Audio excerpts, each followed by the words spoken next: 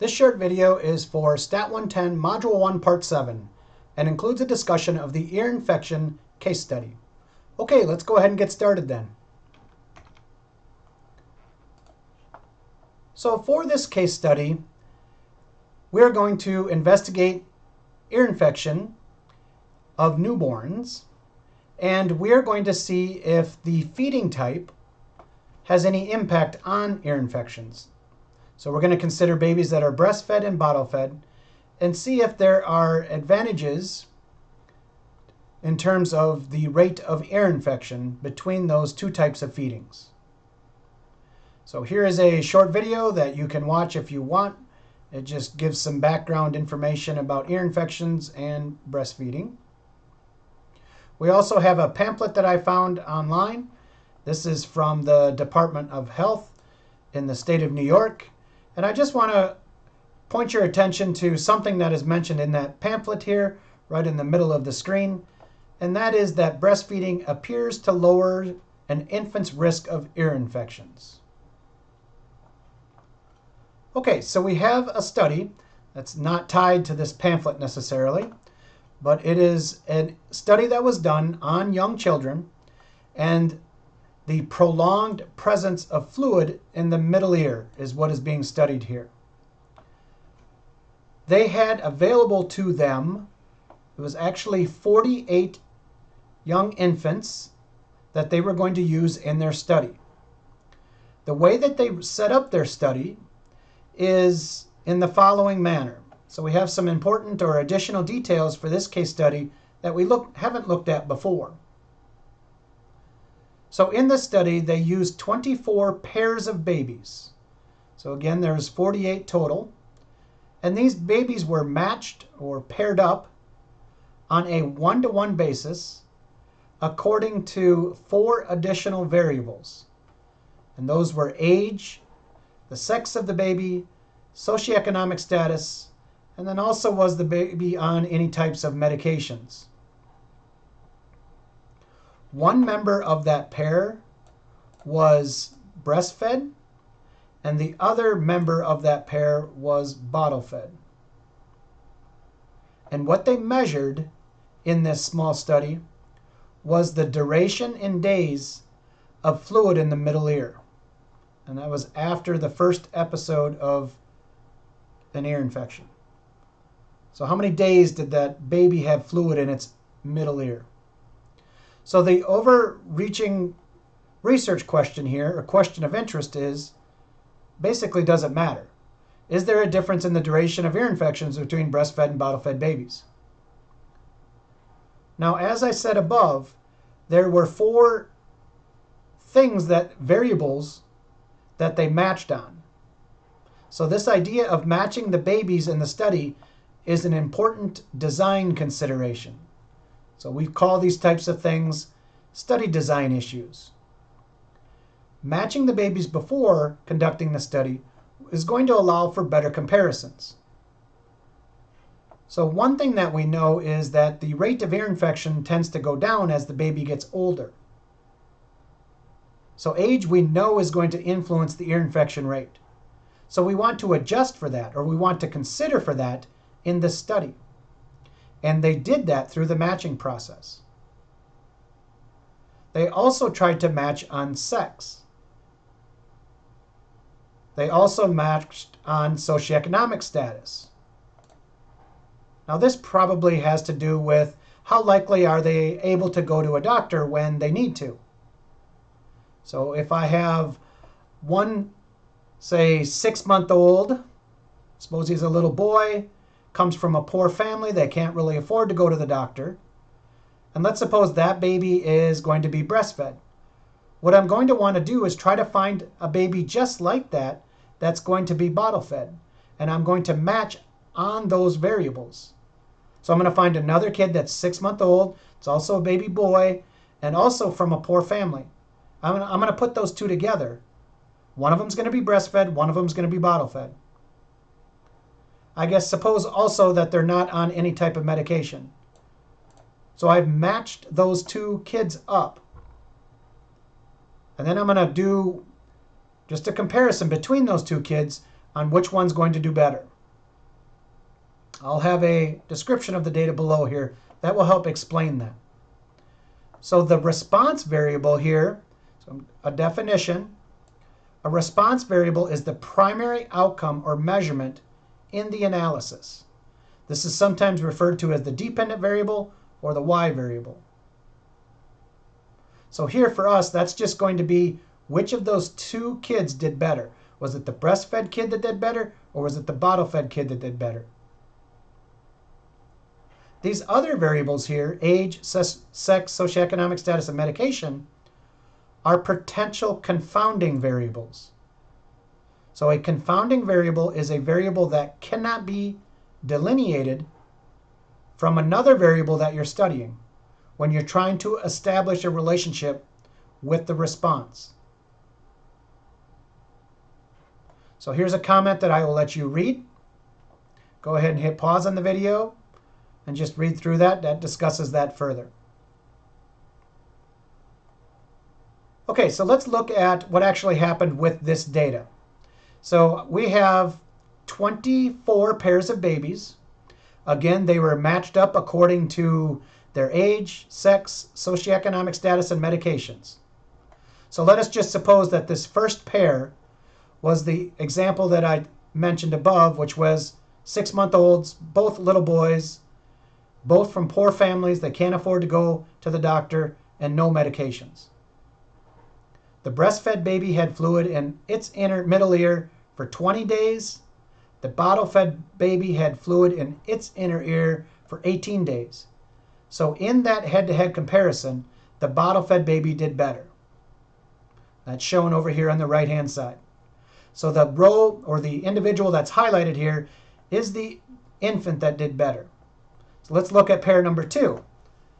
Maybe these are 1-month-old girls. They come from middle-income families, and they're not on any medications. Breastfed baby had fluid in its inner ear 11 days. Bottle-fed baby had fluid in its inner ear 35 days. So in that particular case, the breastfed baby did better by a long shot. So that's the cell highlighted here on the right. And all I'm going to do is just keep a tally or a count of how often a breastfed baby did better and how often a bottle-fed baby did better. On the analyses that we've considered so far, we've only allowed 2 outcomes. So this tie situation here, we're actually going to exclude that outcome. A tie doesn't give me any indication of whether a breastfed baby is going to do better or a bottle-fed baby is going to do better, so it's not going to bias my analysis by taking that out. We will have one less pair to be used in our analysis, but again, that one doesn't provide any information on which one is better. So we won't use pair number 8. So if we do a tally here, I have 16 instances in which the breastfed babies did better and 7 instances in which the bottle-fed babies did better. So what is the setup of our simulation model going to look like? Well, the simulation model here is going to be set up under a no difference scenario. So in other words, what would it look like if the type of feeding had no impact on this ear infection rate? In that situation, we should have about half yellow and half that peach colored. Okay, so this is going to be a 50-50 scenario because we're going to set up our simulation study under what it would look like if there's no difference. So my likelihood or chance for breastfeeding doing better under a 50-50 scenario is 1/2. The number of pairs that we're going to use in our analysis is 23, not 24 because I had to throw out that one tie situation. So my expected value is just going to be 23 times that 50%, which is about 11.5. So I should expect about 11 or 12 instances in which the breastfed baby did better. So again, under a no difference scenario, I should expect about 11.5 in each group here. Now I don't have 11.5 and 11.5. What I have is a 16-17 breakdown. So the question is whether or not that 16-7 breakdown is enough evidence to say that breastfeeding babies are doing better. Now let's consider the sides of the distribution again. So in the middle here, under a 50-50 scenario, I'm going to be modeling no difference. I'm going to track the number of times breastfed babies did better here. Now let's suppose that I got 0 times or instances in which the breastfed baby did better. Suppose that never happened. So how often did breastfeeding do better? Suppose that never happened. Up here, what that would mean is they would all be highlighted orange, or that peach color. Well, if they're all highlighted peach, then certainly bottle-fed kids are doing better. In every single instance, the bottle-fed kids did better. So the left end of this distribution is going to indicate that the bottle-fed kids did better. Likewise, if all of the highlighted values up here in this table were yellow, then the breastfed babies clearly did better. So the right side of this distribution is going to indicate whether or not breastfeeding kids did better. Now, this is our first instance where both sides of the distribution are important to me.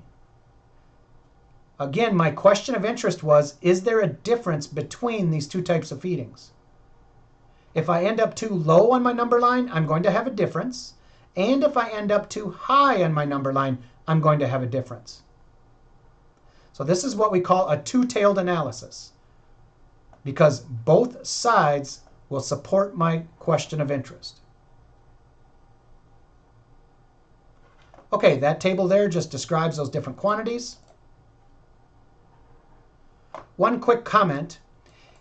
Most of the time when you have the question of interest that contains is there a difference, that's going to be a two-sided or two-tailed analysis.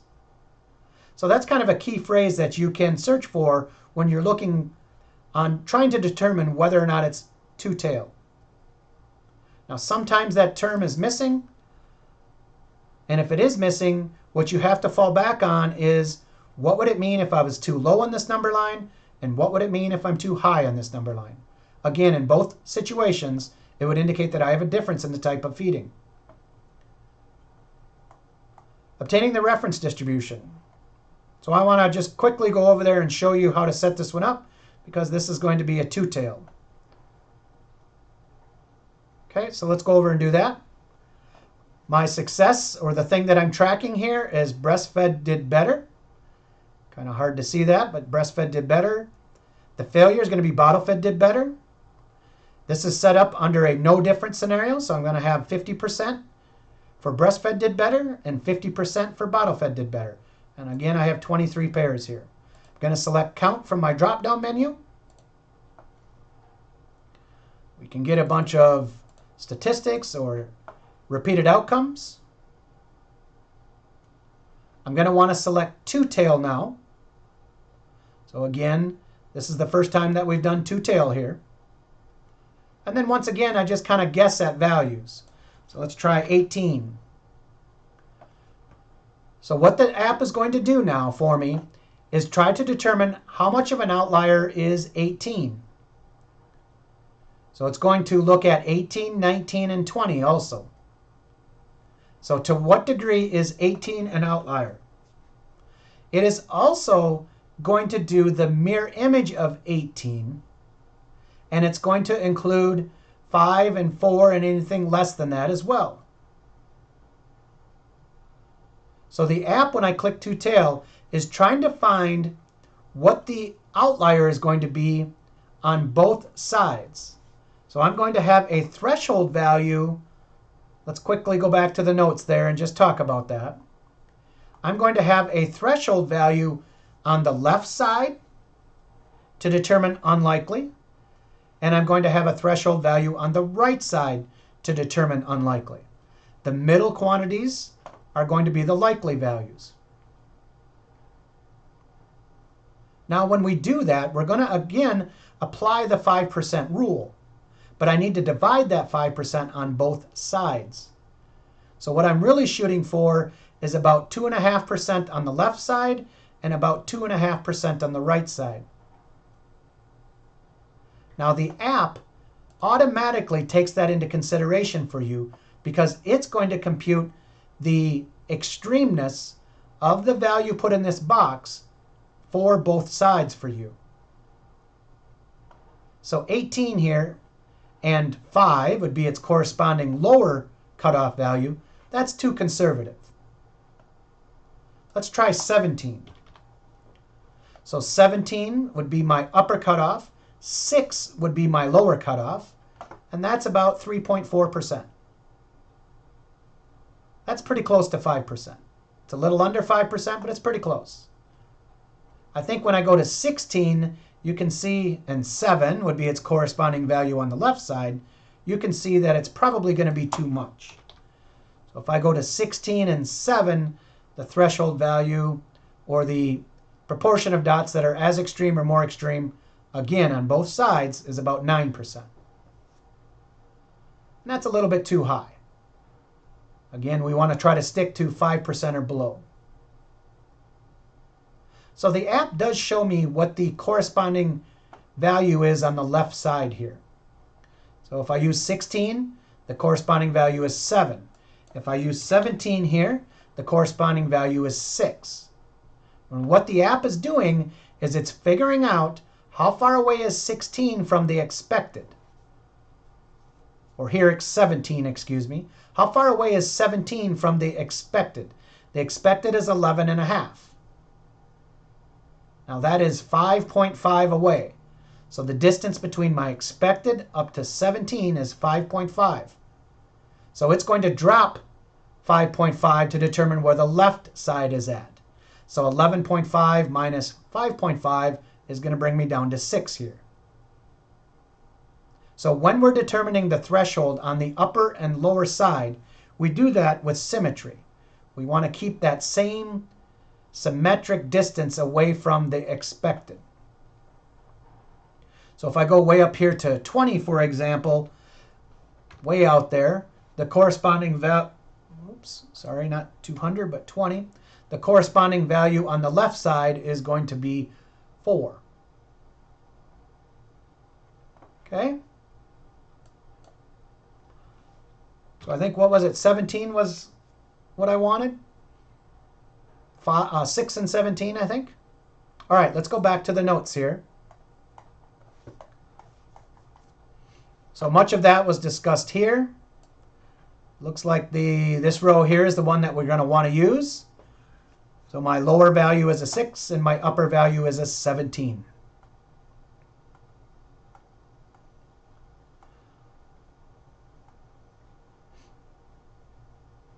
The other thing that is communicated here in the notes is that if you decide to use the other end of the distribution, so if I instead was on the left side, I would be using a value of 6, or maybe try a 7 in there, or a 5. So if I decide to use the left end of the distribution, again selecting two-tailed, it's automatically going to include what's going on the right side. So the app is smart enough in a two-tailed example to worry about both sides of the reference distribution. All right, so how do we evaluate the evidence here? So my reference distributions are getting a little bit more complicated here. I have a no difference situation kind of right in the middle here, with an expected of 11.5. I'm going to have cutoffs on both sides, and here I'm going to use a cutoff of 6 and 17. Being too low is going to indicate a difference, and being too high is going to indicate a difference. My study outcome here is 16. Remember, the number of instances in which breastfed babies did better was 16. So that does not go beyond my threshold value here. So let's try to answer these questions here. Is the outcome from the study 16 an unlikely outcome? It is not. Not quite an unlikely outcome. Again, these threshold values, which use the 5% rule, are used to define unlikely for me. So using a strict 5% level, does the data support the research question or the question of interest here? It does not. I do not have enough evidence to say that I do not have enough statistical evidence to say a difference exists. So in other words, this 16 is just too close to the no difference scenario.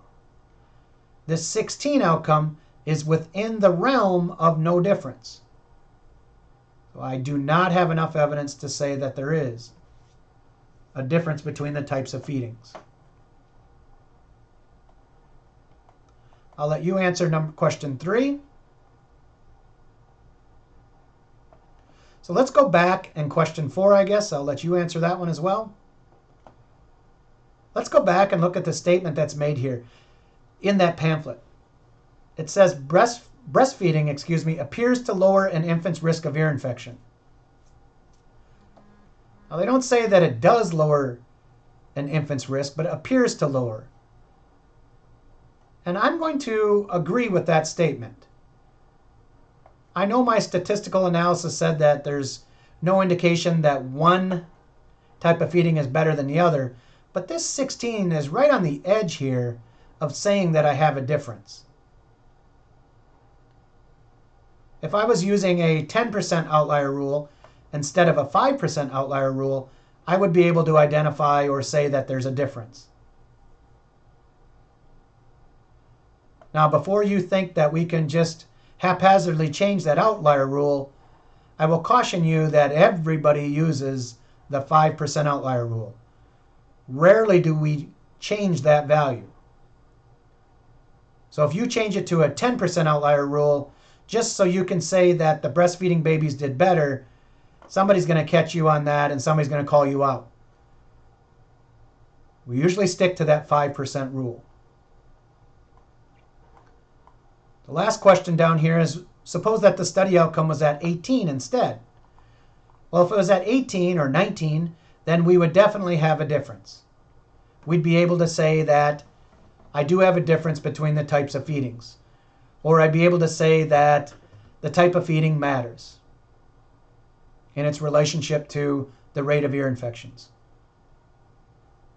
Now, what we don't allow you to say is that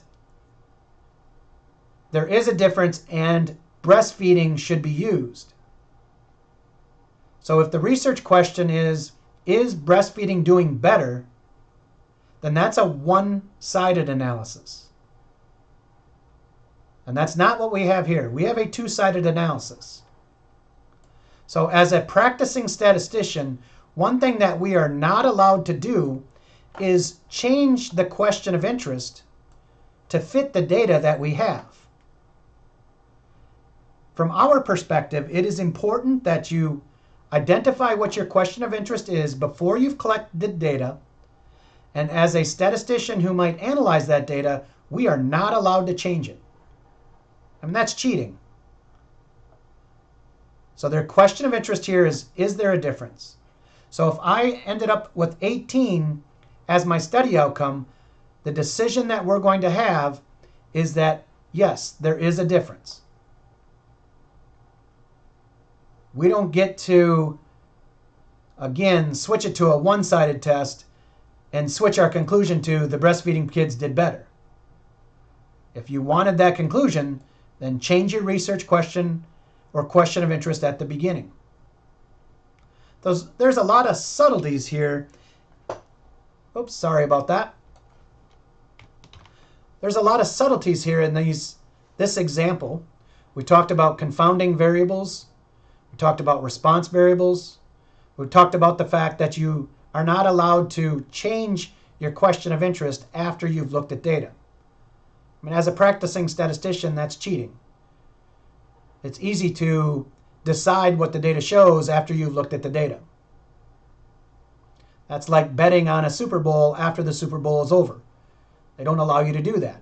You have to evaluate the evidence that we've been given for the question of interest.